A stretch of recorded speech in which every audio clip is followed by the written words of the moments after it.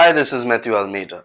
My dear friends, you must have seen me in the news these days because we had gone to file a complaint regarding the post that was put by this person called Abhishek Banerjee, who is supposed to be an anchor, an author, and so on. And what is the post that he put? Why did we go and complain? This is what I'm here to tell you.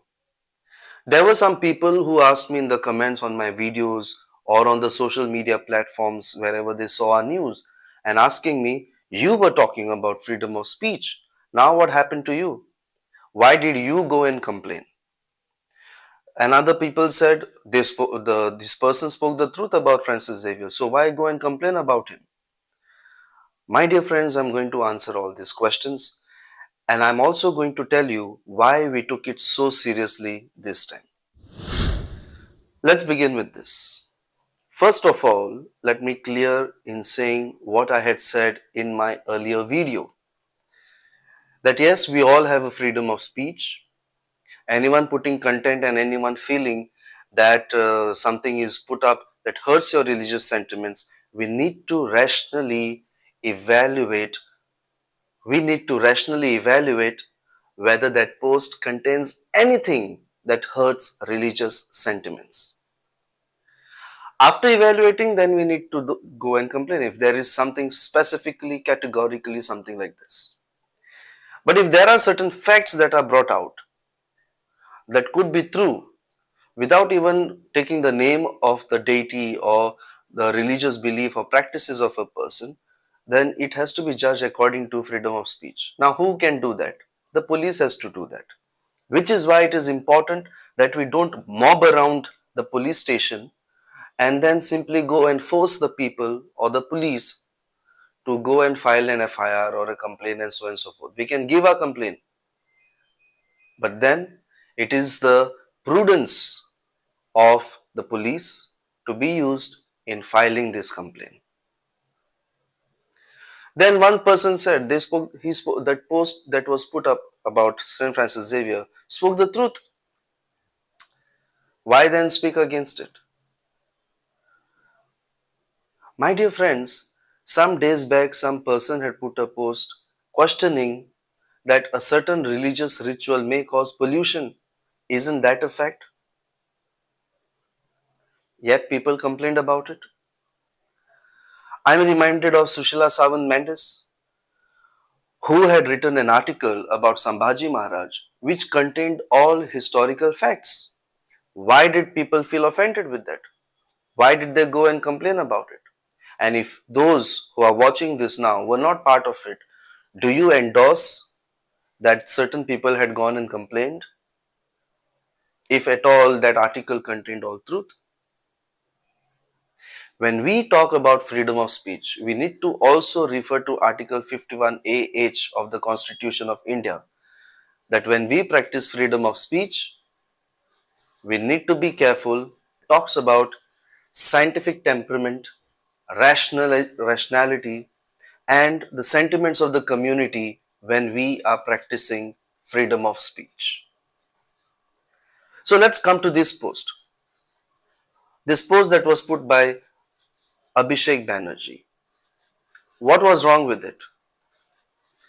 Let me put up the screenshot of this post to you on the screen. What did it say? It says, this is Francis Xavier, the founder of the Jesuit Society. The middle class thinks that the Jesuits are big educators, but at one point of time they had 20,000 slaves. Everybody should know about it. Now, first of all, what are the facts and the lies in this post? The fact is that yes, at one point of time the Jesuits had slaves. They were also doing slave trade, but it was not here in India. It was in the US and the Americas. The Jesuit Society has also accepted this fault that was done by the society in the past and have also started doing reparations for this act of theirs. Now, what is false in this, or what are the lies? The lies is that Francis Xavier is not the founder of the Jesuit Society. It was Ignatius of Loyola who gathered people like Francis Xavier, Peter Faber and all, who helped them get an encounter of Christ, have a Christ experience because of which they transformed their lives and dedicated their lives for the religious service. What is another wrong in this is this. The slave trade or Jesuits having slaves was a practice that was done centuries later. During the lifetime of Ignatius of Loyola or St. Francis Xavier, they never had slaves. In fact, in a letter written by St. Francis Xavier on 13th of January 1548, St. Francis Xavier specifically and categorically said this, that the Portuguese soldiers had come. When they came to Goa, they defeated the Muslims and they took their wives. They may have not married them, but they kept them for their pleasures. And when they had done with them, they would sell them as slaves. And St. Francis Xavier specifically writes there, this has to stop. The slave trade has to stop. In many of his letters also, he says that. It is even brought to the notice by a certain book like Life and Letters of St. Francis Xavier that he was against slave trade. He even worked to free certain slaves. So, bringing the name of Francis Xavier in this context is a malicious intent. And this person, Abhishek Banerjee, is quite aware of that. He knows that if he puts up a post like this, it is going to instigate some people and it is going to convey a hidden message to certain people who are already brainwashed and are against St. Francis Xavier. What are those posts? If you think, my dear friends, that we just acted out of the blue, no, no, no. For more than 10 years, I've been following posts like this and content on the internet, on YouTube, on all other social media platforms that a misinformation and misinterpretation of history, misuse of history is done to tarnish the name of St. Francis Xavier, to instigate people and instill hatred into the hearts of the people against St. Francis Xavier and the Christian community as a whole. Connecting him with, with the Inquisition, calling him murderer who killed many Hindus, this is what they talk about him. Look at the screenshots of these posts. Look at the bad words that are being used for the Christians. Look at the way they have certain idea about Christians, especially in Goa.